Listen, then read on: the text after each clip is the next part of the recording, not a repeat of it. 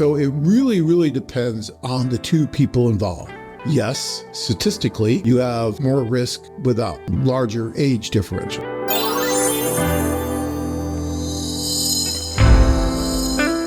Jeremy says, what does a 40-year-old have in common with a 25-year-old? The guy is the obvious winner in that relationship.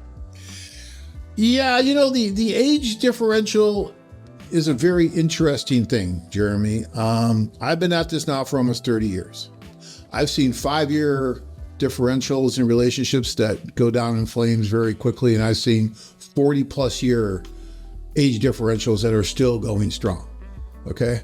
So it really, really depends on the two people involved.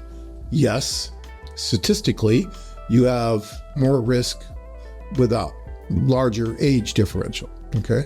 But that's statistical. When you get into, couple by couple, person by person, it really depends on those two individuals.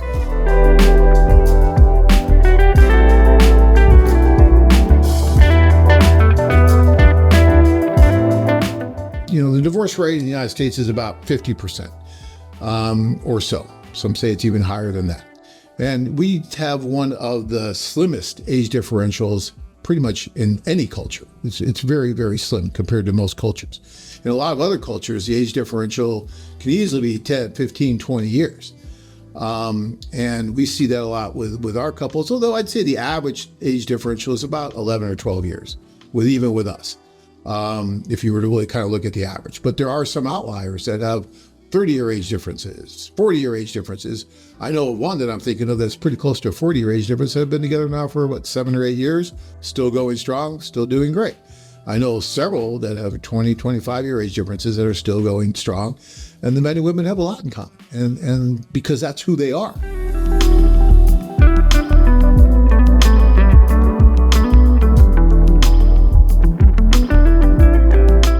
But I've always said, if you're, say, a 50, 60-year-old guy, and you want to marry someone who's 20, 25, even 30 years younger than you, then you better be willing to do all the things that you did 20, 25, 30 years ago, and not expect her to live like someone who's 20 to 30 years older than she is, because that's just not fair to her. You got to experience things that you want to do when you were younger. So, there's an old saying, you got to have the game to cover the spread.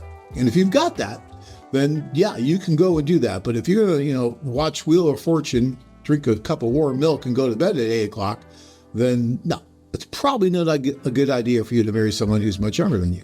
I mean, it's about the people involved. It always is. So it's not just an age thing.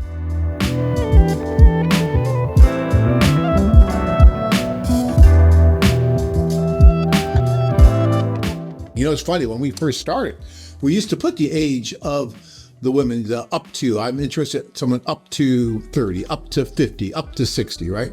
We used to put that. Then we decided that was worthless, because the women who were saying that were marrying men that were much older than that. We talked to them and said, well, I didn't know he was going to be like that when I met him. And I see that quite often, even with some of the affiliates, where a woman's like, no, I only want someone who's like 40, 45, not 50 or 55. And then they meet the 50 or 55-year-old, and it's great. And they laugh at themselves for almost not meeting that person, almost not giving themselves that opportunity. Again, it comes down to the person. That chronological age doesn't mean a whole heck of a lot. Once you get past, 25, 30, people age differently. They take care of themselves differently. Their mental, the way they act, personality, totally different. And it doesn't really have so much to do about age. All right, I'll get off my soapbox on the age.